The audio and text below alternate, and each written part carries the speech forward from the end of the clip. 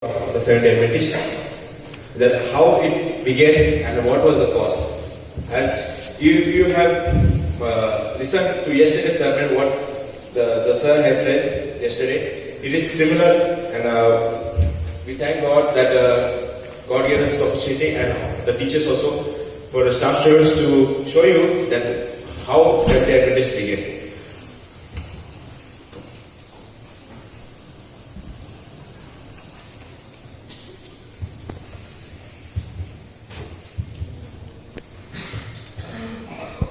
I am William Miller.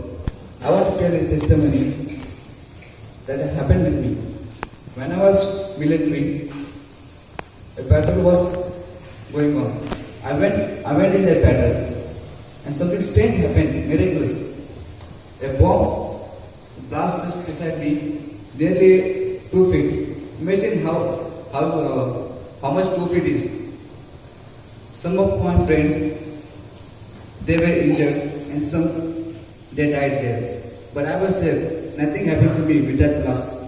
It was God's purpose, and He saved me from that blast for His ministry to begin. This Seventh-day Adventist, to spread His word. And this is what happened from the day of atonement.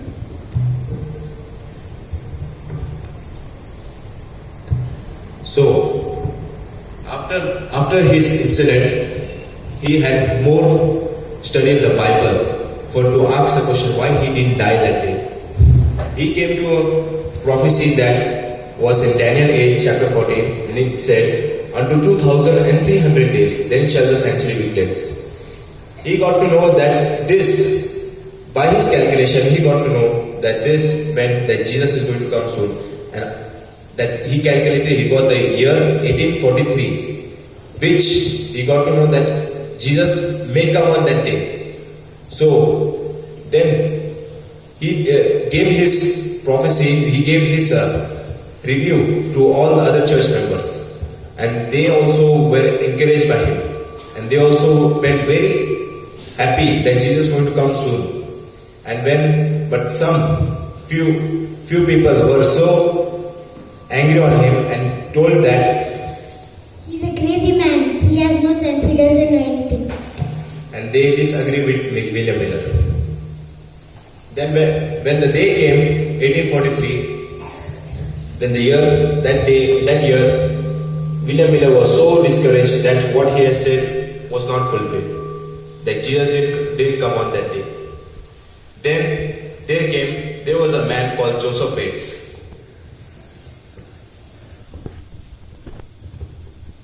who kept the people's faith and encouraging them that Jesus will still come.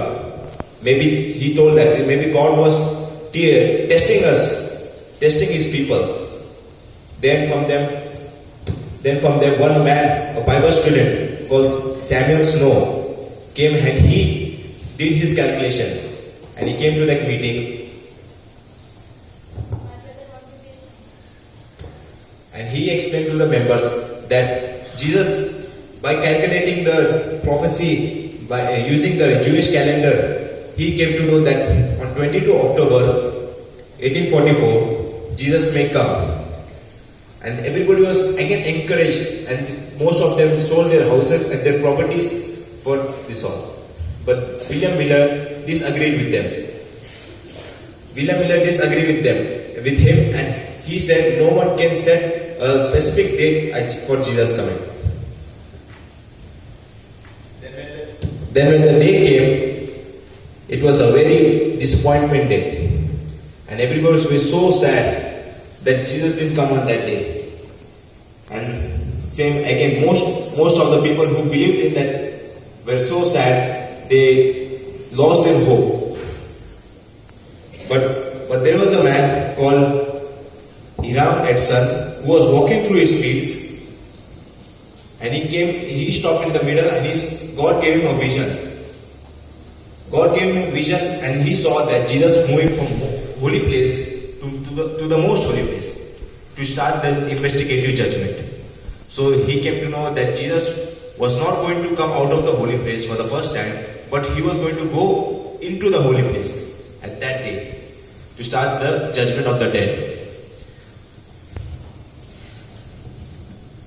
So by this, you see that that's why they call the 22 October 1844 the Great Disappointment. For that was a very disappointment day that they thought that Jesus was going to come on that day. And most of around 50,000 of people agreed and were ready for Jesus coming. But from 50,000, only 50 people were still believed that Jesus is going to come soon. Think from 50,000 till 50. That was the situation there. So I want to tell you our founders who started the Seventh-day Adventist Church. The first is Joseph Bates, James White, who is the husband of Ellen G. White, and Ellen G. White and J. N. Andrews. You heard yesterday about J. N. Andrews. That person, he had 4 children, and from them 3 died because of TB. And one of them was Mary, yesterday the sir said, and he was one of the founder of Seventh-day Adventist. As you can see, on 21st May 1863, the Seventh-day Adventist organized, and it was about 156 years ago in Battle Creek, Michigan.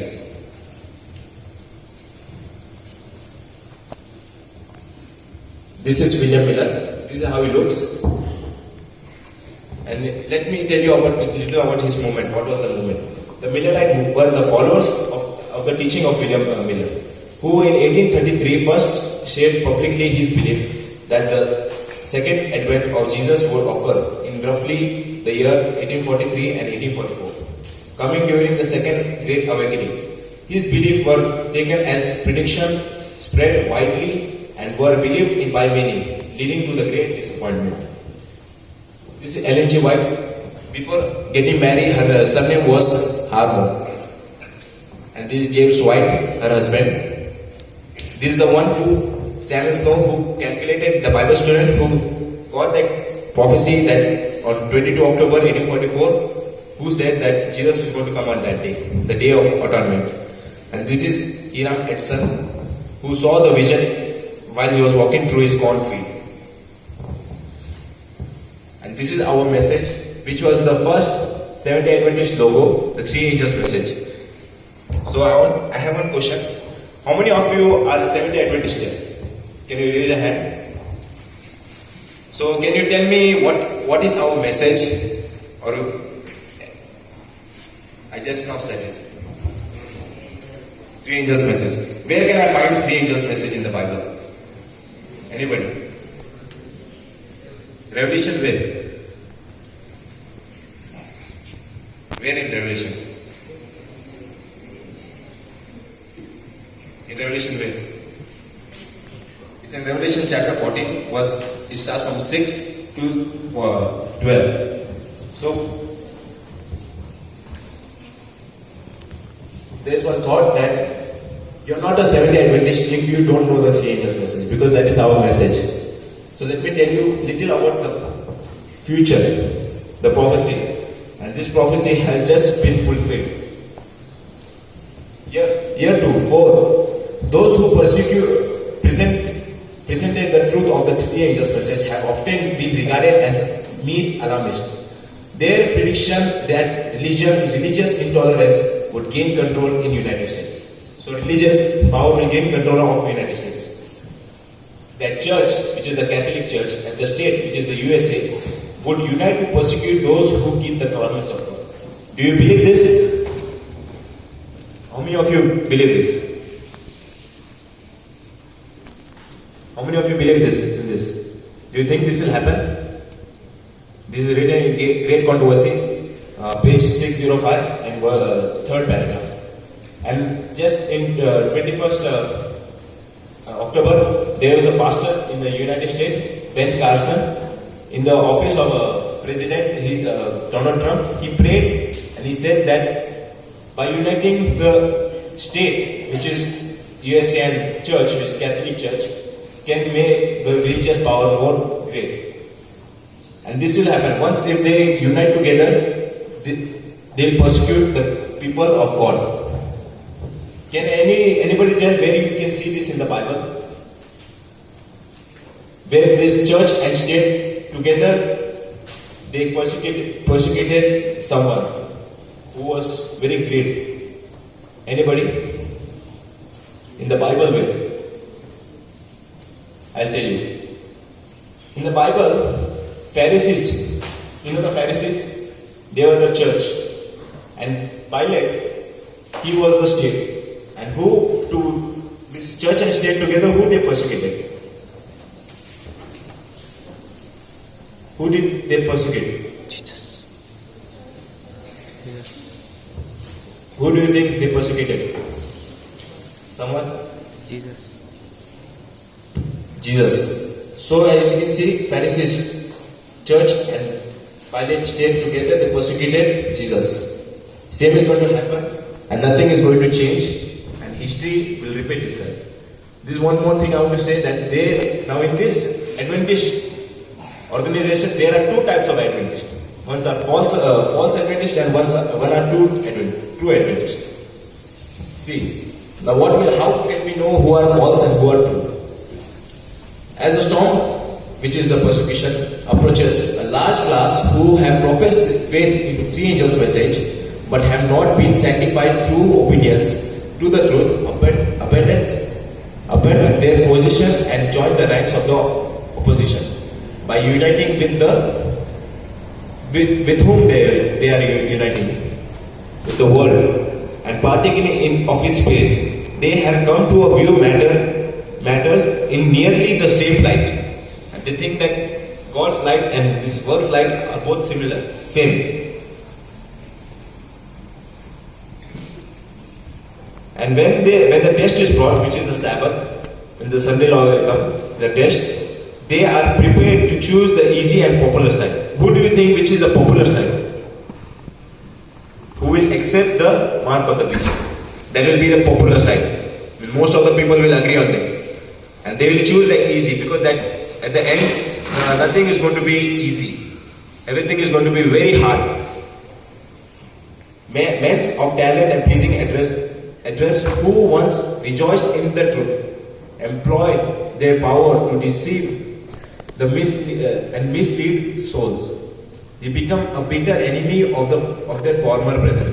When the Sabbath keepers are brought before the court to answer for their faith, these apostates are most efficient agents of Satan to misrepresent and accuse them by false report and insinuation to stir up the rulers against them. You see this happening? You see this, our own people putting false report on their own people. It's been happening for many long years. There are some people who put false report and want to destroy them. If you have heard, there was a news of the man telling that our officers, the leaders, they have a fake degree. And that man who said that was our own. They are trying to put 70 Adventists down, want to destroy them. Because Satan knows if these people, 70 Adventists, if they wake up, it's going to be his end. He fears that most, Satan. He is scared of this. So as you can see, this is written in Great Controversy 6-8, talking about two Adventists false Adventists who will join the opposition, which is the Satan's side, and they will put false report against their own people. This is happening in our churches. Let's see. Examine yourself. Test yourself and see that you are on whose side. Be ready for the test what is going to come. And how can you be ready? You think that when persecution will come, no, I'll just say no to Sunday law and I will die. No. You cannot stand that persecution. If only you can be a sinless character like Jesus, then only you can stand courageously against that persecution. So this is my message for you all.